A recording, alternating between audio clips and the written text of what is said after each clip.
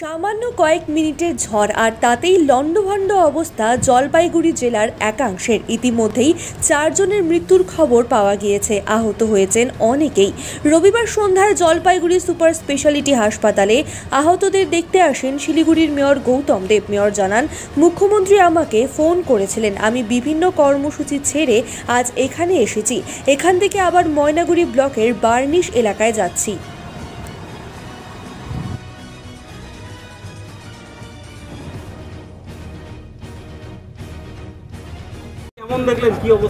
না, এখন যারা আছে তারা মোটামুটি একটা ট্রমাটাইজড আছে।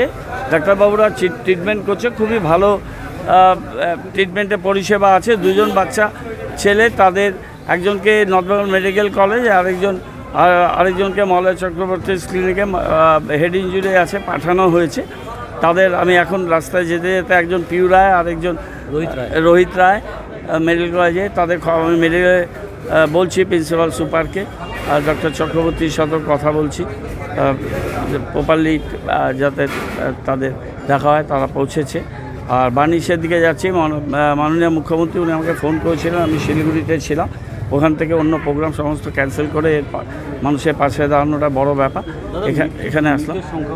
এটা যেটা ওরা বলছে যে 4 জন মানুষ এই দুর্ভাগ্যজনক এই ঘূর্ণিঝড়ে কবলে তারা এখন অবধি এখানে মানে মেডিকেল কলেজে এবং স্পট থেকে নিয়ে এসে বর্ডে সব মিলে।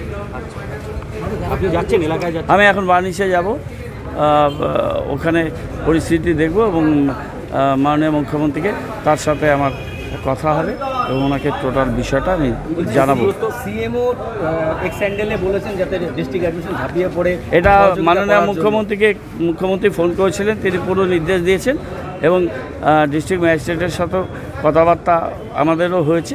এটা একটা দুর্যোগপূর্ণ আপৎকালীন পরিস্থিতি। মাননীয় মুখ্যমন্ত্রী তিনি নিজেই সমস্ত বিষয়টা মনিটরিং হচ্ছে। আমি বার্নিশে গিয়ে ওনার সাথে কথা বলছি। না, সেগুলো পরিস্থিতি পরিবেশ বুঝে, এটা এখন এমসিসি চলছে, আমার পক্ষে বিশেষ কিছু বলা সম্ভব নয়। ডিস্ট্রিক্ট অ্যাডমিনিস্ট্রেশন যা করার তাই করবে। এসপি ওখানে স্পটে আছেন, ডিএমও স্পটে এতক্ষণে পৌঁছেছেন নিশ্চয়ই। মানে খুব ভয়াবহ অবস্থা, এতগুলো মানুষের ওরা সবাই আহত হয়ে গেছে। এই পর্যন্ত আমার কাছে যেটা খবর, 2 জন মারা গেছেন আর অনেকে সিরিয়াসভাবে সিরিয়াসলি ইনজিওর্ড হয়ে গেছে। বাকিরা কম বেশি সবাই ইনজিওর্ড হয়ে গেছে। একজন আমি প্রেগনেন্ট মাকে দেখলাম, তিনিও আঘাত পেয়েছেন। আর এগুলো নিয়ে পরিস্থিতিটা ভালো নয় আর কি। আমরা এখানে আমাদের তরফ থেকে যে ডাক্তাররা ছুটিতে আছেন বা আছেন, আমাদের তরফ থেকে অনুরোধ করা হলো ডাক্তারবাবুরা আসুন, যাতে সবার পরিষেবা, চিকিৎসার পরিষেবাটা ভালো মতো পায়। ঠিক আছে, এমসিসি লাগু আছে, তাও যাতে গভর্নমেন্ট রিলিফ পায় সেই বিষয়ে কি তদবির করবে? না, এটা তো আমি বলতে পারবো না, যেহেতু এমসিসি লাগু আছে আর কি।